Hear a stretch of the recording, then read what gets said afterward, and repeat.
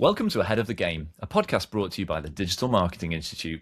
I'm your host, Will Francis, and today I'll be talking to Stuart Larkin all about viral social campaigns and how to be creative on social media, something I think every brand is always really keen to crack. Stuart, welcome to the podcast. Really great to have you.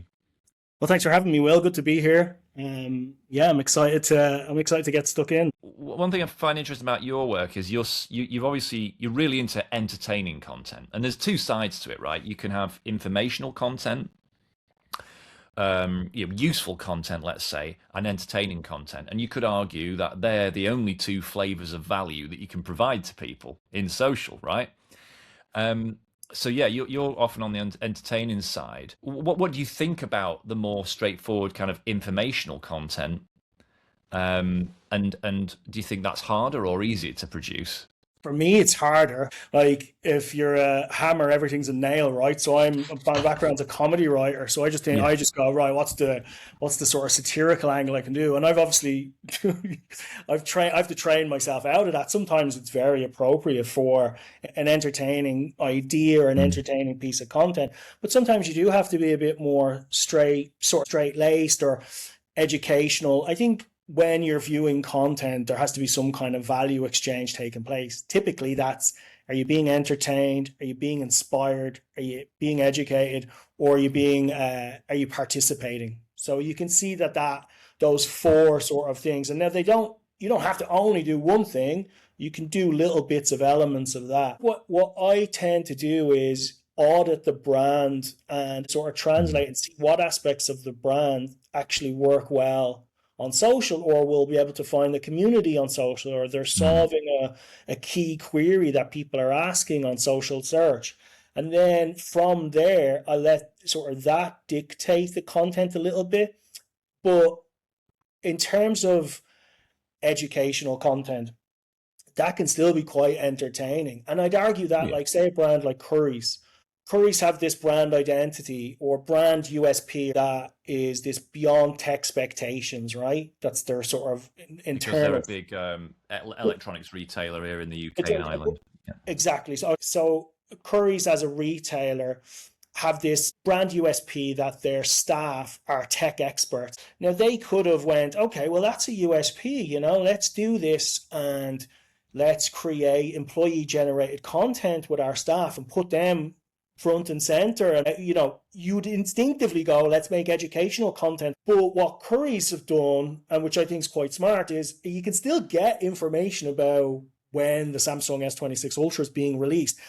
Whether or not it's educational or entertaining, it doesn't necessarily have to follow a binary that it only fulfills these kind of things. What I try and do and advise the brands is just to be authentic to who your brand is and try and Yeah. show up for the audience that connects with that aspect of your brand. True. Because the reason I asked you about educational versus entertainment content is, I'm a creator and my content is educational. It's about marketing and AI, tech. And, for me, that's much easier. And for brands I've worked with in the past as well, back in my agency days, I found that much easier because of keyword research, kind of what you're talking to, about. If someone, if I'm marketing a bicycle brand, well, I can very easily through basic keyword research find out what do people Google about bikes, bike maintenance, where to go cycling in any particular region, and that's sort of like 5 best places in the Lake District to go cycling. It's just such an easy leap Yeah. creatively. And then the real work is how do you make that interesting? And I've always thought, to me, the kind of humorous route, I find it seems that road to humor with a brand is just full of potholes, yeah, full of things to trip on, full of things to accidentally make inappropriate or not be funny. I think that's my main fear is like, what if it's not funny? It's actually very encouraging to hear you say that you think entertaining is the easiest side, because I've always thought that's the kind of my side's the safe side. I think as well that like everything has its place on social media. Like for that kind of content, I'm on YouTube. Like, so I do think it almost could be a platform sort of split with like that kind of educational content. being more geared towards a YouTube audience who are less searching for a dopamine hit. It's more considered searching. I'd say, yeah, it's picking the right platform, picking the right search terms that you're solving. Yeah, no, it's I suppose it's really choosing what your brand is anyway, isn't it? And like you say, it's that's you kind of decide which road to go down. I think the other thing you said as well is about authenticity. It's about being your true self, because if you Yeah, try and fabricate some personality, that's surely a harder act to keep up or something, do you think? I totally agree. So again, that's why I think not all brands can go down that kind of silly route, because it's inauthentic, right? You can smell a mile away that like they're not really into this. They're maybe dipping their toe into it to try and be funny. It doesn't really connect to the brand. Um, and you can just feel when it's not going right. It's not worth doing it. And in terms of authenticity, it is such a like passe word, but it is still kind of at the core of what works on social. And I think creators are really pushing ahead. It's in terms of how you should perform on social, how you should optimize your content, optimize your niche. Like, creators are always much further ahead than brands are. What I'd advise to brands is to try and kind of model that approach. Creators aren't Mm. going, okay, I've no relationship with um, skateboarding, but I'm going to make a skateboarding content series. You wouldn't do that. You'd go, okay, what am I good at? What have I lived through? What problems have I solved? What's my expertise? Okay, cool. That's my niche. That's my content series. That's what I do. Already that's connected to you. The authenticity of that being your chosen thing will shine through. And so when brands try and show up in spaces that don't necessarily connect back to them just to sort of try and go viral, I just think it just smacks of desperation and doesn't really work. What do you think about trend jacking then? Because a lot of people ask me, I run workshops about this stuff, and a lot of people ask me about that. Should I jump on trends? How important are trends? What do you think? What's your take? Again, as you can tell from the sigh at the start of that sentence, I just That's don't my think response, by the way, when people ask me a big sigh. it's like, again, it's like it's not a one size fits all approach in terms of trend jacking. Like, we used to, that was my job, was making reactive stuff, reactive Mm. topical sketches, whether it was for Unilad or whether it was writing reactive topical articles for Wonderground. That was our bread and butter, but that's a different kind of business model. And I think when you see brands try and jump onto a trend, I guess it's sort of, if you're there early enough and you're the first one to do it, maybe you'll get success. If you're sort of following it up and it's a million miles away from what you do as a brand, it's a conversation you shouldn't be joining, then it's just going to look a bit desperate. You have to have maybe some internal quality control on, is this right for us? Do we need to join this? Is it achieving anything that we, if we take part in this? But I still think it's not the best way to build sort of credibility and integrity online. I think I'd be more concerned with going, can we make consistent, good, culturally relevant content that performs our brand, answers the problem that we solve for customers, and puts that idea into our head and sort of builds that long term relationship, as opposed to chasing a trend moment. And the Yeah. irony is, once you do that and you're geared towards publishing more and you're geared towards kind of engaging in sort of social online culture, then when a trend comes along, the opportunity Mm. isn't that far away from you. Yeah, no, absolutely. That's a really good way of looking at it. Um, I think, yeah, it does look desperate, but I think just distracts from the wider project, to be honest, doesn't it? And thinking about that, when you first go into work with a brand like day one, and they're full of expectation of like, oh, Stu's here, we're gonna go viral, guys. Um, so what's your sort of in brief, what's your kind of day one approach with a new brand? Do you have the formula for going viral in your back pocket? And obviously the answer's The I'm answer going to is guess the no. answers no, No, but I would also kind of question the value of going viral or the even possibility of going viral. Sorry to get philosophical, but right, I do. I think going viral in the sort of pre-TikTok, pre-For You page algorithm was like it's mass media. It's like TV. Mm, Everyone's seen this moment. Those moments are few and far between now because our feeds are so fractured and geared towards what my interests are, what your interests are. So having this go viral as a sort of target or goal doesn't really work. You can go viral relative to what you're doing true. already, and that's okay. That's a different sort of. What are you saying, that for some people getting 10,000 views is going viral? Exactly. It's Mm, all relative. Like if your brand is getting, yeah, 500 to 1,000 views on a piece of content and then suddenly one gets 50,000, that's the one I'd go, okay, what did we do there? How did mm, we optimize that piece of content? That's the one that you mm, want to really sort of interrogate and understand. Was there something that we did differently here in the caption, in the yeah. thumbnail? Look at those tactics. Like, let's pick a viral moment. Do you remember your man on the longboard drinking ocean spray, listening to Fleetwood Mac, right? That was a Yeah. huge viral moment. Like that for about a month and a half, Ocean Spray got a lot of sales. And, Yeah. I think Stevie Nicks even came out and said something about it. But what have they done after that? You can have this viral moment off the back of this piece of generated content. But what did Ocean Spray do to build off that? Do you know what I mean? Like it had its moment, its day in the sun, but as a sort of long term Mm. strategy to build brand equity and to get new customers. So you can have these flashes in the pan, viral moments, but unless they're anchored in a long term strategy of building value for people through the content, then it's kind of not really a goal.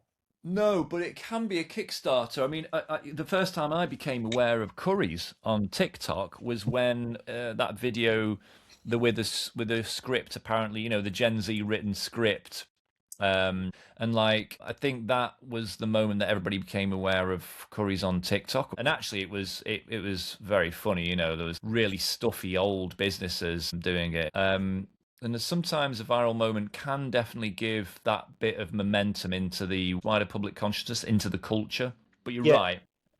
I get that it's not a long-term goal in itself, perhaps. I love going viral, and I love those big numbers. They are intoxicating.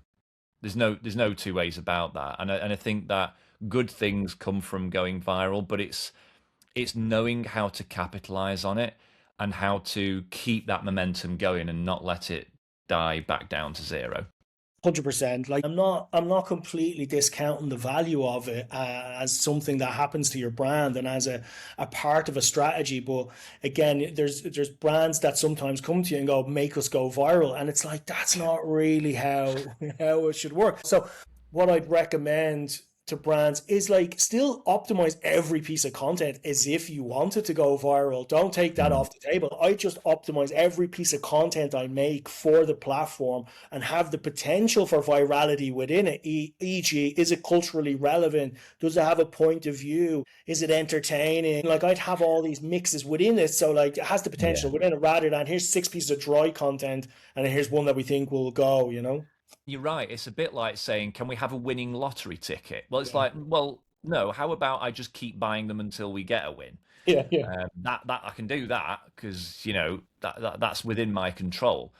And that brings me on to ask you, it's often said, isn't it, that quality over quantity, but quantity is a quality all of its own. I mean, if you really think about it, there is only one thing you've got control over. You don't have control over views, likes, comments, clicks, anything. The one thing you've got control over, the one dial you can move, is quantity. It's the decision to not publish twice a week, but 3 times a day. So, what do brands do with that?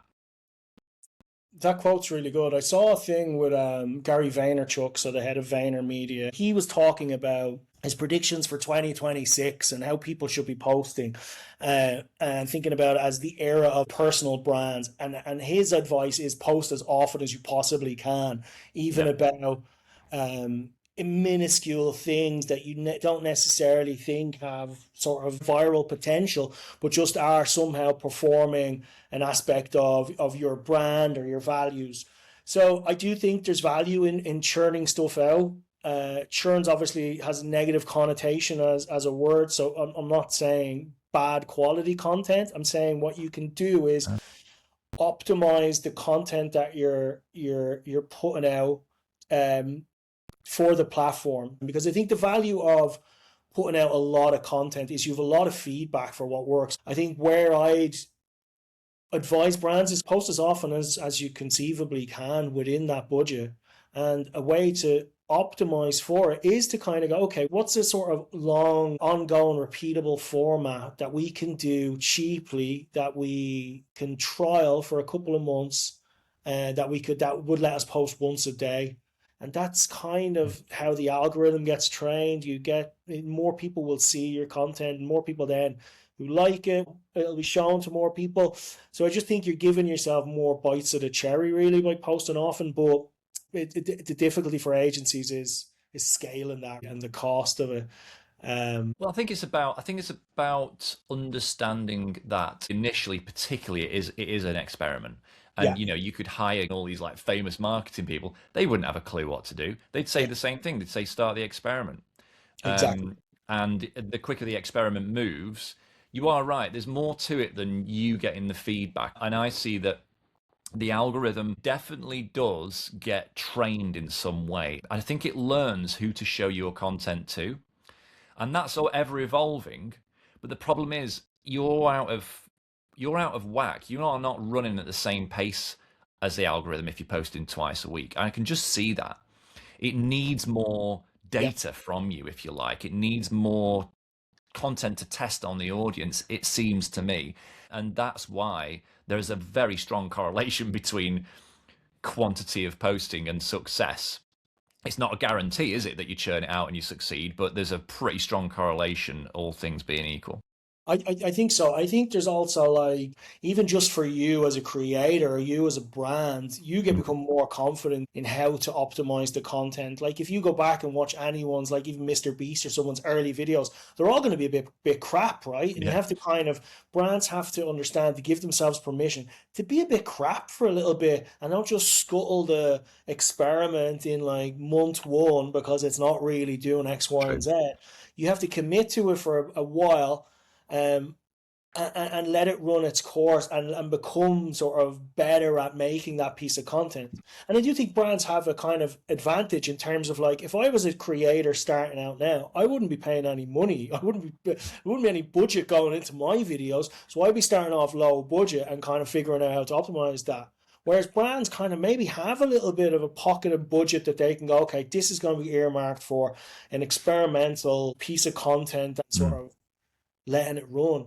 There was a guy I followed who recommended for creators. Now, I don't know whether it necessarily will work for a brand, but you can just have a blank account where you're just testing that stuff as well. And just before you actually put it to your main feed. So there's other ways that you can kind of test out your content before you're declaring ownership of it as a brand. Yeah, that's true. I mean, yes, the algorithm does clearly treat accounts differently, but ultimately, even with zero followers, you are still getting a ticket in the lottery. And you're absolutely right. It's absolutely possible to do that. And yes, creators are doing that, having separate accounts, testing things out, trying new formats. So that's a really good way to think about it. I mean, there's a lot of skills, a lot we're asking of marketers here in terms of their capability. I'd love to get a sense from you, like, what in 2026, and really looking forward to, ahead to the closing of this decade. What skills do you think marketers need to develop to really be able to nail social this year and beyond? Well, I do think, and I've often had this sort of issue when working with traditional agencies that are still bucketing people into like art director, copywriter. So I would sort of, as a creative myself, advise other people to understand their role more as a kind of multifaceted creative. Think of yourself as, particularly working in social, So think of yourself as a content creator and try and optimize your thinking in terms of like, how would I do this if I was a content creator? How would a content creator do it? And I think that's where me and ex Unilab people or ex Wonderground people, we were kind of creating content. We always approached it with this audience first content creator mindset. One thing as well is like understanding kind of how social works. Social isn't necessarily going to be everything that a brand does, right? Like there's other places where a brand lives and there's other creative requirements for those. But understanding social as this engine of culture, I think that's quite important as well for marketers because it kind of is where a lot of the conversation happens. It's the water cooler moment. It's those kind of places where you can easily glean insights, either just anecdotally from being a consumer of social media or through doing social listening and doing brand research and stuff.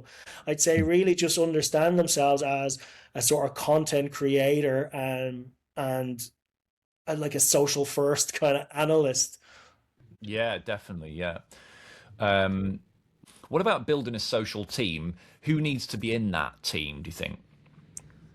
So the structure that I usually had in place at Unilad was we'd have a director and a producer. They're the person who generate most of the creative. You have a videographer, you have an editor, and you kind of have like a social, organic social person.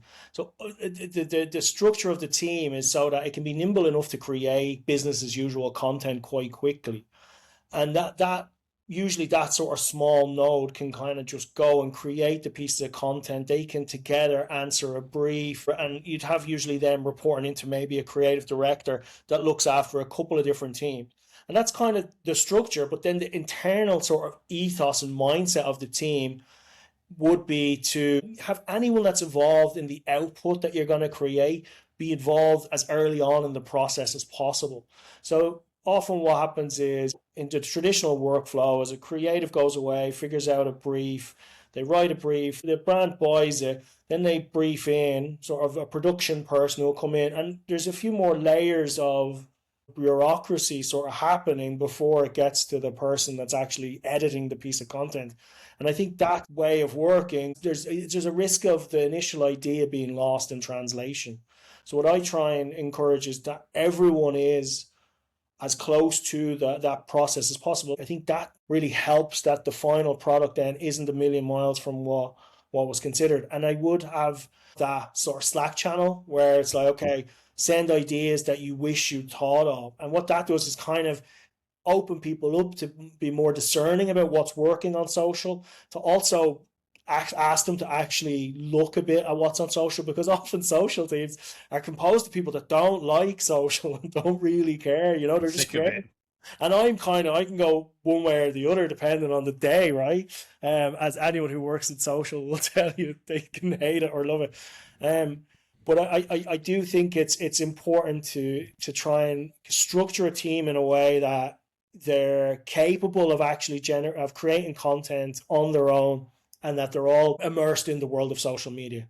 What you often see in agencies is they'll have a very young team on that. And this is where I think is an issue as well. They'll have people that are 18 to 24 who are just still learning their trade, right? And they'll kind of go, that's the social team, that's the organic social team. And I think it's a mistake to have that team not be empowered, at least by someone senior who can optimize their sort of fresh insights. And they're young people, right? They'll have a good take of what's on social. They're probably closer to what's working on TikTok, instinctively understanding it, than I am as a 40-year-old, right? So I do think that's the way we structure teams at Unilads. And I do think it's a good way to structure a team to build people's long-term expertise in social and to make them capable to create content at a fast enough pace. It's true. I completely agree. Look, we've kept you for long enough, and I really appreciate your time, Stu. I've learned a lot from you, and I'm sure our listeners have too. I'm going to close out by asking you, what are your 5 or so top tips for a company to really put a rocket under their social media? I'd say really understand your audience. When you're creating content for that audience, think of one person that you need to communicate with, I'd say go in with a strategy of how you want to communicate with people on social and commit to it. Don't keep changing up and trying to chase trends. Try and focus on building long term value by performing your brand on social, defining what your niche is, answering the question that people have about your product. I would say be prepared to make mistakes and be prepared for content not to perform. Consider it an experiment that you're running over time, and don't lose your nerve when things don't go right, because you need that back and forth with your audience to truly understand what's going to work. Understand that TikTok is a search engine and people are going to TikTok to answer different queries. So find what those queries are as they relate to your business. Figure out a way how you can do content that answers that specific query. I mean, I saw an astounding stat this week from Adobe. So, Adobe did the research 2 years ago that led to this massive headline like Gen Z's using TikTok more than Google as a search engine. And it was a bit of nuance in there, but yes, it was a growth thing. But they've just updated that research this week and found that apparently 49% of consumers use TikTok as a search engine in some way. Of all US consumers, I was like, wow, that's just an absolutely incredible number. I, So yeah, clearly that then gives us an opportunity to find out what they're searching for just by looking at autocomplete or creator search insights, the various tools they provide. And really tuning into the audience. I think that's the overall thing here, isn't it? Tuning into the audience, tuning into who you are truly as a brand, and making those and finding out what that, dare I say, synergy is. Finding out what that really, what that connection can be, isn't it? By running that experiment, it's great. I think that's. I hope people have got lots to think about there. Um, Stuart, thanks so much. We've learned so much by talking to you today. Lots of things for people to really kind of action in their marketing teams there. Before I let you go, where can people find you online? Well, although I spent the hour talking about social media, I'm going to give a website link. So, yeah, if you just reach out on my website, it's www.stuartlarkin.com, and you'll see Mhm. some examples of my past work, kind of get an idea of what my offering is for brands and for social teams, and for anyone really that wants to level up their social. Excellent. We'll do that. We'll check it out. Look, thank you so much again. Hope to chat to you again soon. All right, cheers.